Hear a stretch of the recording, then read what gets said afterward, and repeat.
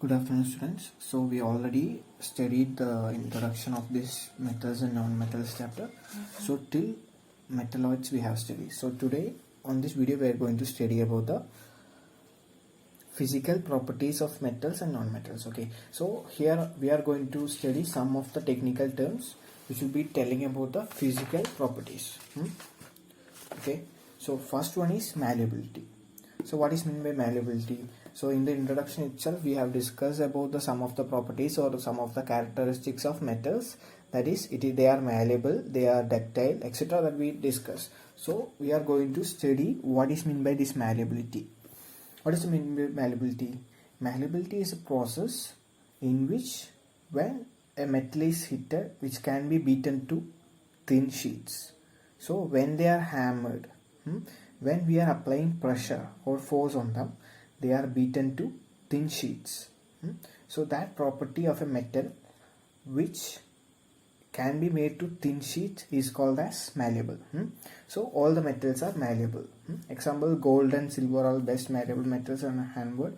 They are converted into very fine sheets or foils. Okay, so these are the properties of metals. So they are malleable.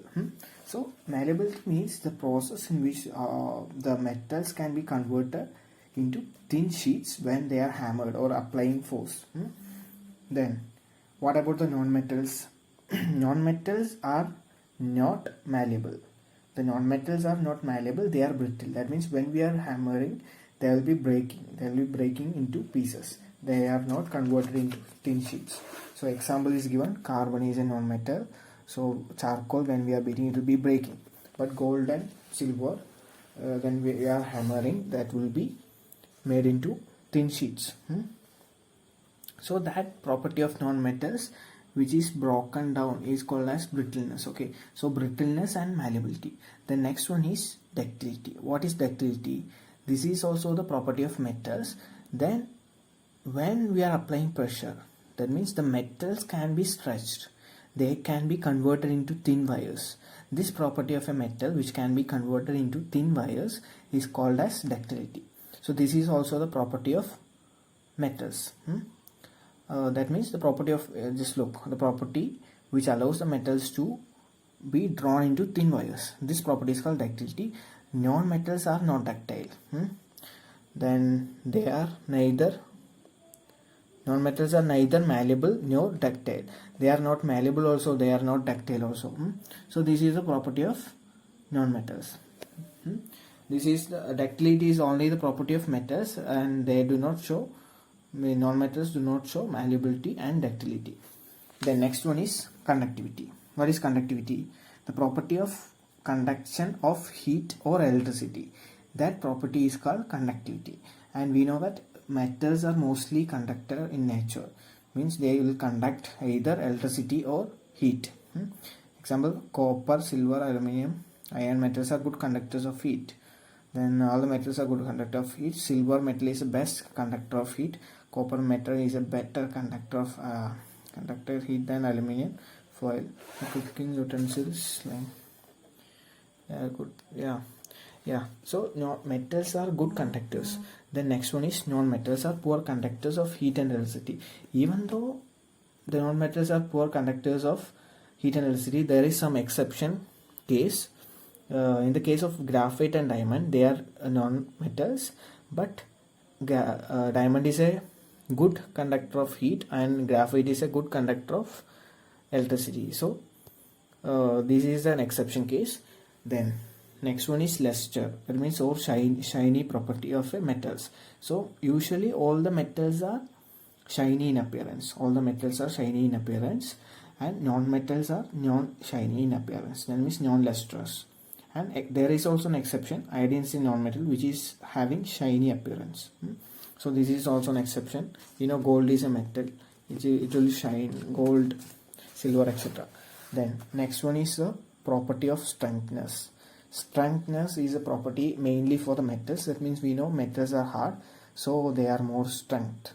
And non-metals are not that much strong, so because they have low tensile strength, and metals have high tensile strength. Then For example, graphite is a non-metal which is not so strong, which is having low tensile strength. Yeah, that means what is tensile strength? The ability of a metal or element to withstand the weight.